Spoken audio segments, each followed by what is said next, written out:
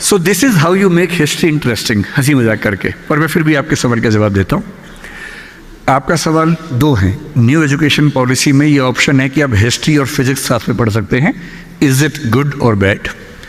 और दूसरा, how can I make history interesting. तो पहले सवाल का जवाब ये है कि मैं तो बहुत बड़ा समर्थक इस बात का हूँ, क्योंकि होता क्या है कि जब तक हमारा एजुकेशन इंफ्रास्ट्रक्चर कम था, अभी भी कम ही है वैसे तो, अब स्कूल में बच्चों की चॉइसेस बहुत अलग अलग हैं। टीचर्स उतने हैं नहीं, क्लासरूम्स हैं नहीं।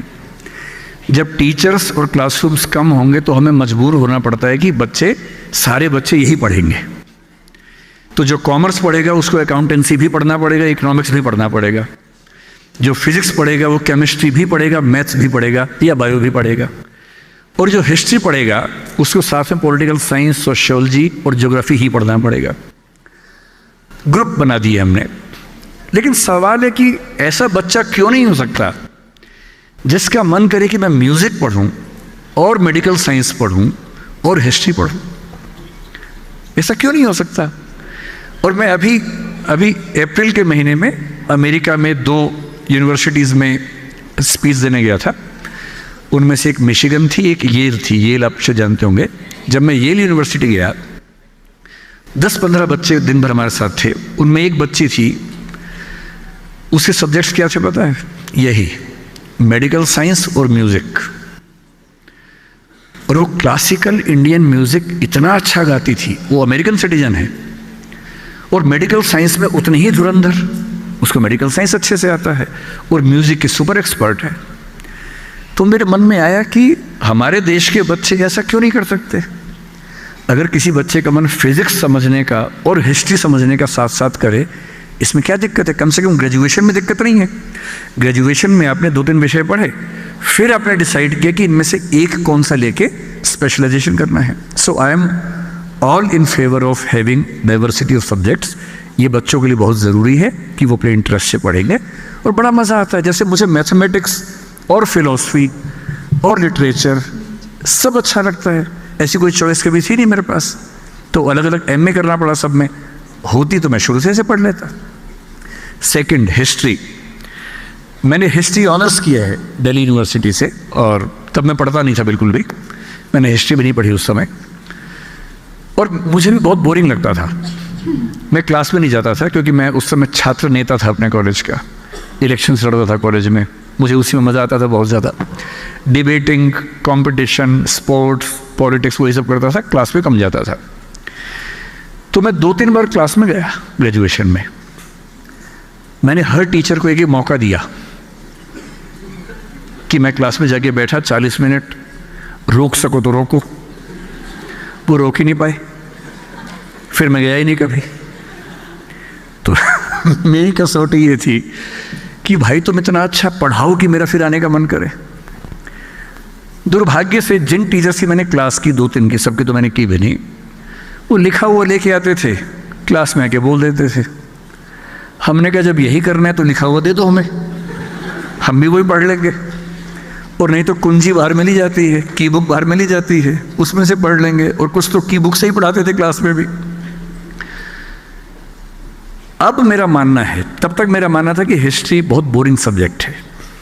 अब मेरा मानना है कि हिस्ट्री से इंटरेस्टिंग कुछ नहीं है। मैं आपको एक एग्जांपल देके समझाता हूँ। हिटलर सेकेंड वर्ल्ड वॉर में उसने 60 लाख लोगों को मारा। आपको पता है हिस्ट्री का, वो हिस्ट्री हम सबने पढ़ी है। मैं हिस्ट्री को इतना एंजॉय करता हूँ आजकल कि मैं भी पिछले महीने यूरोप गया हुआ था। तो मैं स्पेशली बड़ी मुश्किल से कोशिश करके 10 लोगों से बात करके पोलैंड गया। और पोलैंड के पास एक जगह है, पोलैंड में एक जगह है क्राको, यूक्रेन बॉर्डर के पास ही है। और क्राको से लगभग 30-40 किलोमीटर की दूर एक जगह है ऑश्विट्ज़।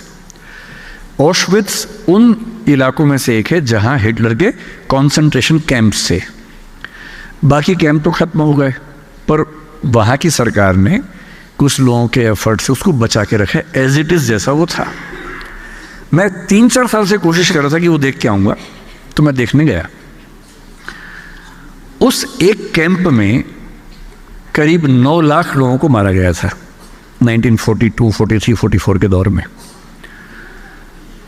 अब मैं जब वहाँ गया तो आप उस सिचुएशन को देखते हैं। कई फिल्मों में आपने देखा है कि एक बड़ा सा दरवाज़ा है, वहाँ से ट्रेन अंदर जा रही है, वो ट्रेन वहाँ खड़ी है अभी भी। जिस ट्रेन में हज़ारों लोगों को लाया गया मारने के लिए, वो ट्रेन वहाँ खड़ी है, उसी पटरी पे खड़ी है, वहाँ से लोग उतरते थे। फिर एक पॉइंट था जहाँ डॉक्टर्स चुनते थे कि किसको ज़िंदा रखना है, किसको मार देना है। ज़िंदा सिर्फ उसको रखते थे जो काम कर सकता है, जो मजबूत है, काम कर सकता है। जो छोटा बच्चा है उसको मार देते थे, बूढ़े को मार देते थे। तो एक प्लेस मैंने देखा कि यहाँ से बच्चे बूढ़े एक तरफ जाएंगे, उनको मार दिया जाएगा, इधर जो जवान लोग हैं काम करेंगे। फिर वो चैम्बर्स देखे जहाँ एक छोटे छोटे इलाके में 20-20 लोग सोते थे, दड़बे की तरह बंद होके, जैसे पिंजरे होते वैसे रहते थे। उसके बाद मैंने एक जगह देखी वहीं जहाँ मेडिकल एक्सपेरिमेंट्स उनके ऊपर होते थे। और फिर एक कमरा देखा, आप देख के दंग रह जाएंगे। कमरा मतलब इस ऑडिटोरियम का 1/10 साइज समझ लीजिए लगभग। उसमें जितने लोग मरे उन सब के जूते वैसे के वैसे रखे हैं, दूसरे में उनके कपड़े वैसे के वैसे रखे हैं, तीसरे में उनके बाल, क्योंकि जब गैस चैम्बर में मारते थे तो पहले उनको गंजा करते थे। वो बाल आप देखेंगे, आपको खून के आंसू आ जाएंगे देखकर। और जब आप वो देखेंगे ना, फिर आपका मन करेगा कि हिस्ट्री पढ़ूं, क्या हुआ था।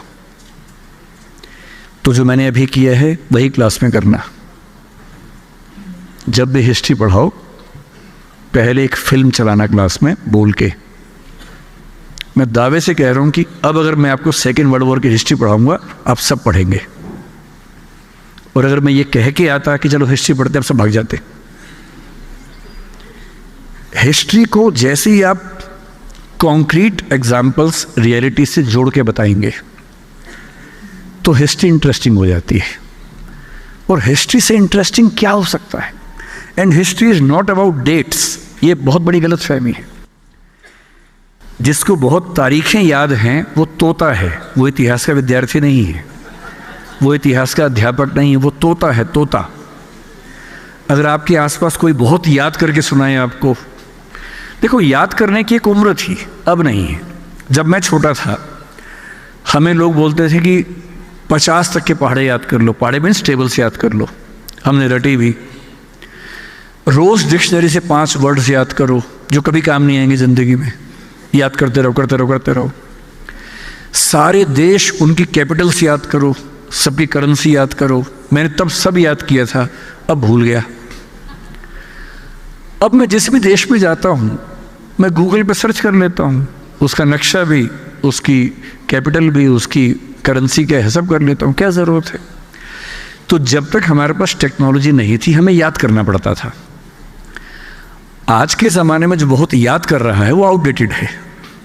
अब याद नहीं करना है, आपसे ज़्यादा याद गूगल को है और गूगल आपके पास हमेशा है। क्यों याद करना है? उतना ही याद करना है जितना ज़रूरी है। अपनी मेमोरी को बेकार चीज़ों में खर्च नहीं करना है। अगर आपकी मेमोरी के 50 मेगाबाइट्स बेकार चीज़ों में खर्च हो गए, कुछ अच्छी चीज़ में खर्च करो उसको भाई। तो अच्छा इतिहास ये नहीं बताता कि किस डेट को क्या हुआ था, वो बताता है कि क्यों हुआ था, कैसे हुआ था। सिक्किम के इतिहास को लेकर जो मैंने पढ़ा है, आपने तो उसको जिया होगा। 1975 में जो घटनाएं घटी, डेट याद नहीं करनी है, क्या परिस्थिति थी, क्यों हुआ, किस चीज़ की कितनी भूमिका थी। और सबसे महत्वपूर्ण बात, इतिहास हमें क्या सिखाता है? कितनी भी बड़ी क्रांति हो जाए, कोई समाज पूरी तरह से नहीं बदलता है। यूएसएसआर 1917 में बना, आपने पढ़ाई होगा, बोल्शेविक रिवॉल्यूशन हुआ, यूएसएसआर बना। और उस समय लेनिन उनका नेता था। उसने कहा कि अब धर्म खत्म हो गया, रिलीजन खत्म हो गया। जितने जीसस क्राइस्ट के पुतले थे सब तोड़वा दिए, सारी चर्च बंद करवा दी। लेनिन के पुतले खड़े हुए, स्टालिन के पुतले खड़े हुए कि अब कम्युनिस्ट रिजीम है, अब से कोई धर्म नहीं, कोई भगवान नहीं। 70-75 साल होते होते 1991 आते आते सोवियत संघ या यूएसएसआर का खेल पलट गया। जहाँ जहाँ लेनिन स्टालिन के पुतले थे, लोगों ने वो हटा के फिर से चर्च खड़ी कर दी। इतिहास हमें ये सिखाता है कि आज हम जो हैं वो क्यों हैं। हमारा 99.99% हमारी ट्रेडिशन से आता है, हम तो उसमें 0.01% चेंज कर पाते हैं। और इतिहास में कितनी भी बड़ी घटना घट जाए, पूरा नहीं बदलता है। एक अच्छा इतिहासकार ये स्टडी करता है कि क्या बदला, क्या नहीं बदला, क्या कॉन्टिन्यूटी है, क्या चेंज है। And if you are able to understand the process of continuity and change throughout the ages, then you are a good student of history, not the one who remembers all the dates. तारीखें याद करने से बात नहीं बनती है, तारीख बनानी है तो एनालिसिस करो, इंटरप्रिटेशंस करो, गहराई से समझो, उसकी वैल्यू ज़्यादा है। And when you start reading history in such way, you start loving history, not liking, you start loving history. आपको हिस्ट्री से मोहब्बत हो जाएगी, इतना इंटरेस्टिंग विषय है। I hope I have been able to answer your question. Excuse me, sir.